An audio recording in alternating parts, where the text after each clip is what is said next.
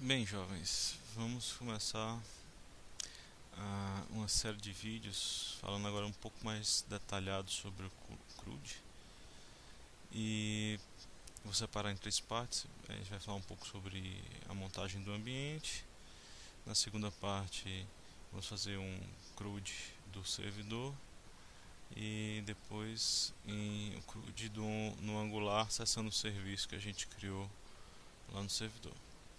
Então, nessa primeira parte, o ideal é você vir aqui no repositório do projeto, github.com/demosl, procura lá no repositório example, nós vamos encontrar que existem alguns releases lá, e eu gostaria que vocês baixassem o template CRUD AngularJS.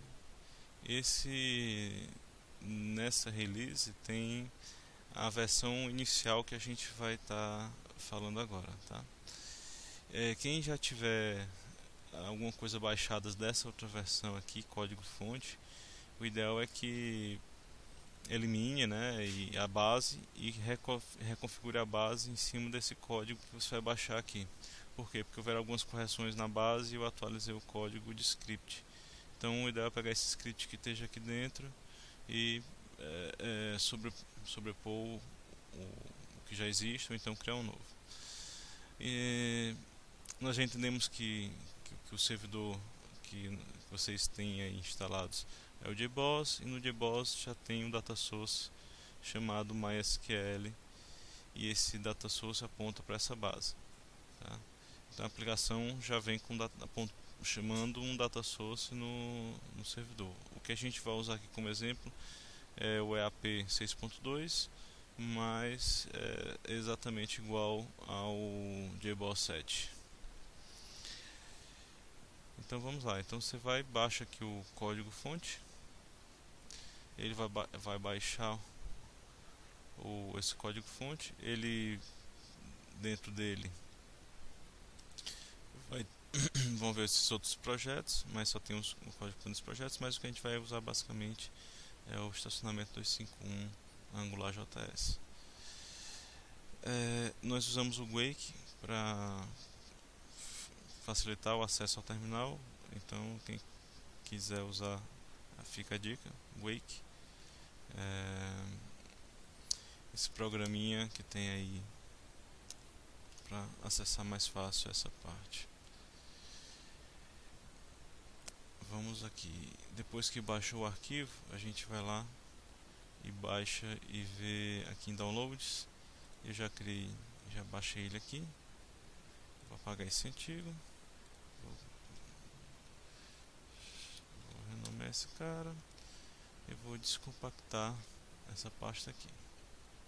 Automaticamente ele criou uma pastinha, exemplo CRUD, com o código que a gente vai precisar. Esse outro código aqui, se você quiser manter, pode manter, se não, você pode jogar fora. O que a gente vai precisar são essas três pastas. Aqui vai ter o arquivo de script. Esse cara você sobrepõe o que você tem aí, que ele vai consertar uma tabela, tá? Ou então remove o que você tem e coloca isso novamente. E tem view e tem server. Então a gente vai abrir o NetBeans. No NetBeans nós vamos abrir projeto, e aí nós vamos lá em downloads, CRUD init, ele abriu, tem lá server e view. Você vai importar esses dois caras.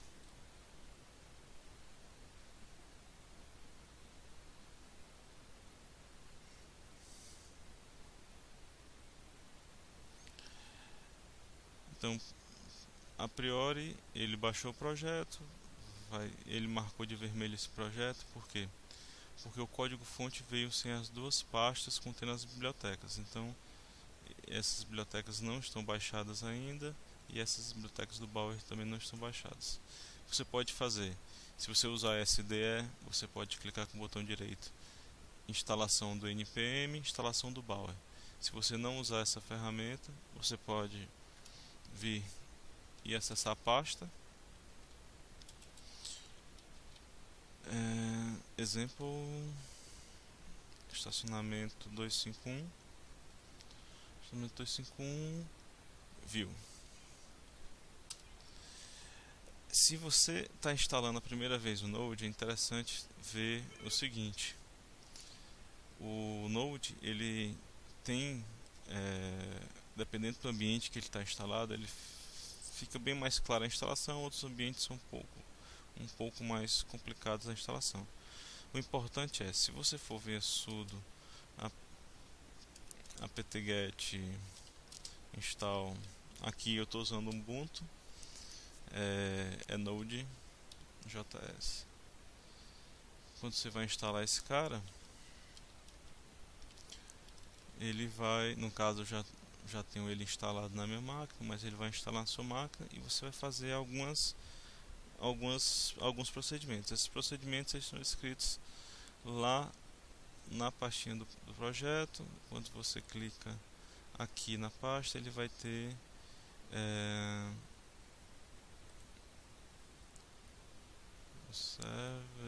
na view, ele vai ter a instalação do ambiente view, e aí ele dá a dica como você instalar o Node.js e o que você vai ter que digitar no primeiro funcionamento. Então você vai lá e digita sudo npm install -bower-g. O que é que significa esse cara? Ele vai instalar o Bower, que é o gerenciador de pacotes de JavaScript. Ele vai instalar globalmente, que é no -g, mas para isso você tem que usar o sudo. Se você for usar sem o sudo, você tira o -g.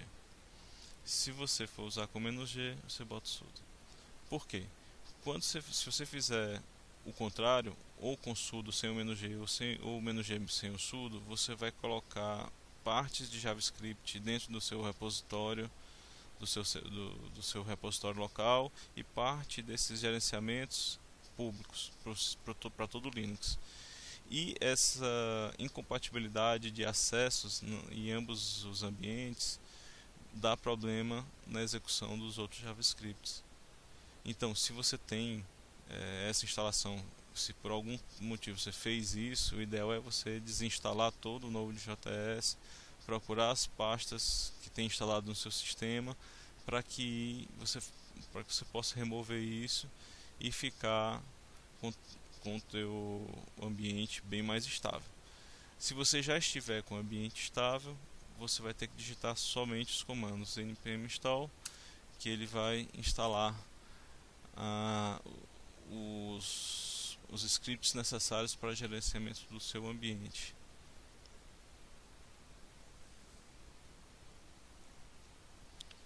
Que são esses comandos aqui: npm install e depois o bow install.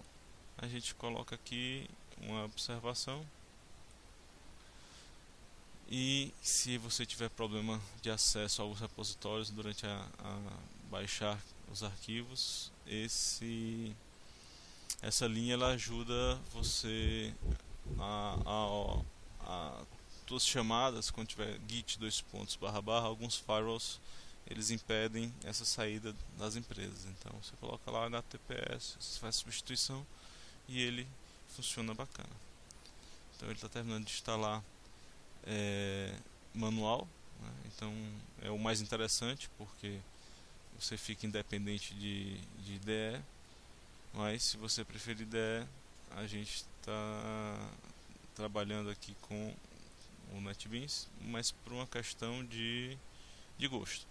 O Eclipse é muito bom, e existem outras ferramentas também que tem uma certa pedida, as pessoas gostam de trabalhar com essa ferramenta. Aqui a integração com o plugin já está feita, então você tem lá o comando que você deu, está aqui o npm install, e se eu clicar aqui install bower, ele vai fazer exatamente o comando que a gente ia falar, que é o bower install.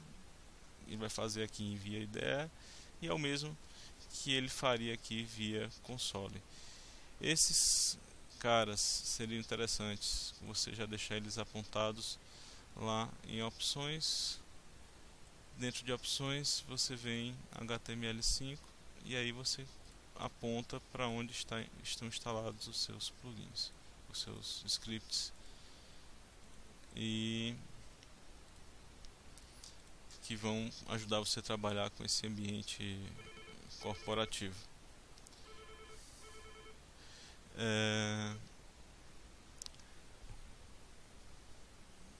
Baixado aqui o Bower, ele já baixou todas as referências.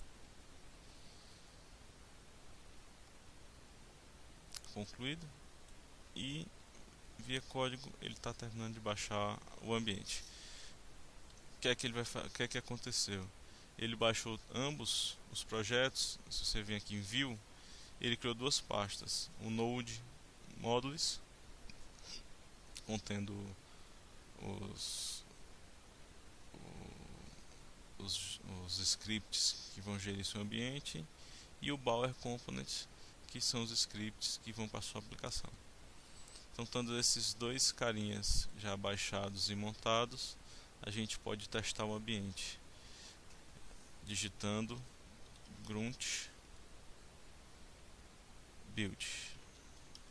O grunt build ele vai fazer o seguinte: ele vai pegar o conteúdo da pasta app, vai processar esse conteúdo e nós vamos direcionar o resultado dessa otimização e vamos salvar dentro da outra pasta de outro projeto, source, admin, java. Ele aqui dentro do source admin era para ter uma pasta web com as páginas que vão ser publicadas no projeto Java, tá? A gente fez essa ligação para quê? Para que automaticamente, quando você compilar o projeto em AngularJS, ele já faça a injeção dentro do projeto JT6, projeto Demosl, e quando você encapsular esse projeto no OR, ele já siga com as páginas embarcadas. Se você não quiser fazer dessa maneira, a gente vai substituir em alguns locais, futuramente a gente mostra, e ele vai gravar o projeto numa pasta distribuível dentro do próprio Vue. Essa modificação a gente fez para facilitar quem deseja distribuir o seu OR com injetado lá o projeto. Então, quando nós digitamos aqui grunt build, ele vai fazer a otimização na pasta app, que tem uns fontes da tua HTML, e vai distribuir essa atualização aqui. Ele desce uma pasta, né? Sempre desce uma pasta e vai lá source e bota lá no web app e guarda todo o resultado final da compilação do projeto Angular dentro do JBoss para ser distribuído juntos. Essa é uma estratégia. Você pode haver várias estratégias, essa é que nós achamos interessante, mas você pode escolher qualquer outra estratégia. Então vamos aqui. Olha a web app que ele criou. Dentro da web app tem lá as configurações. O interessante é que se você for rodar o build de novo, ele vai dar um erro. Por quê? O próprio sistema ele não vai permitir você fazer alguns comandos fora da sua própria pasta do projeto, como apagar um arquivo de outra pasta. Esse é até mesmo uma defesa do sistema para não permitir esse tipo de prática. Então, para isso, nós vamos botar um force e automaticamente ele vai lá limpar a pasta e criar tudo de novo. Como ele faz isso, ele limpa e sempre recria, é desejável que tudo que você faça o que vai ser publicado, você vai fazer no projeto HTML. Salva e depois você faz o build, que ele joga e embarca no teu projeto JTE. Então, dessa forma, a gente vai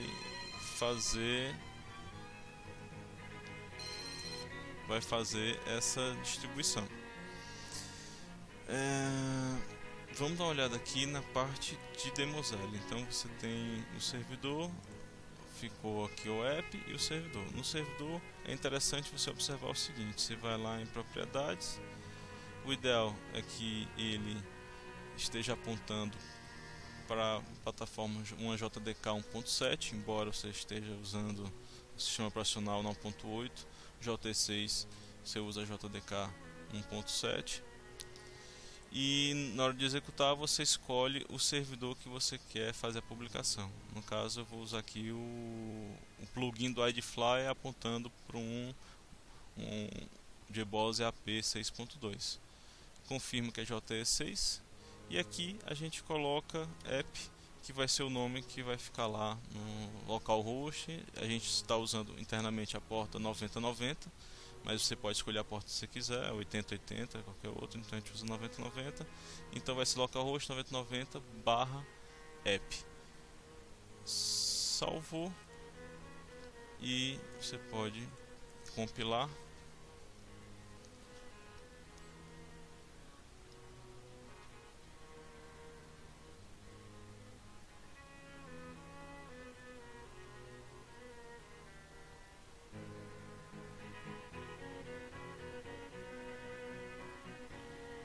E então você vem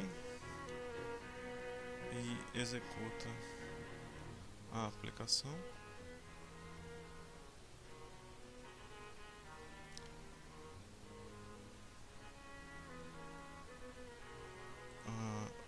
Desculpa, o ideal é você fazer um NumPy construir e executar a aplicação. Para saber se ele está rodando corretamente dentro da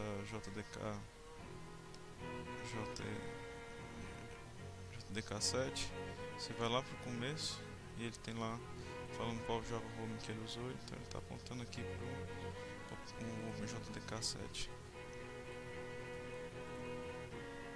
E aí você executa.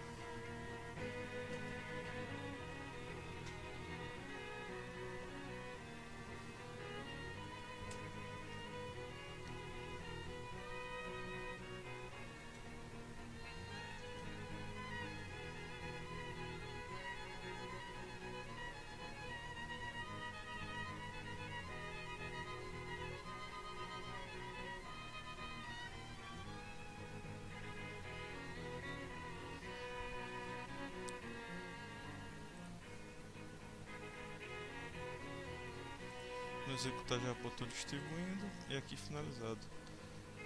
Então a aplicação está no ar. Para testar a aplicação você pode acessar a uma API pública que ela tem como padrão, que é, vamos acessar o localhost 9090, app, que é a aplicação que a gente nomeou lá no projeto, API, que tudo que tem API são os serviços, e a gente vai chamar o swagger.json. Trazendo esse JSON, então a aplicação está no ar e todos os serviços estão visíveis. E para testar a aplicação local, você coloca grunt server. Esse grunt server ele vai preparar sua aplicação e vai levantar um pequeno servidor para que você possa acessar o ambiente de desenvolvimento Angular. Se nós clicarmos no Angular, ele já vai estar apontando para o banco. Ok. Provavelmente o seu já venha deslogado, mas você faz o login e ele vai estar aqui funcional. Agora vamos iniciar no próximo vídeo o CRUD.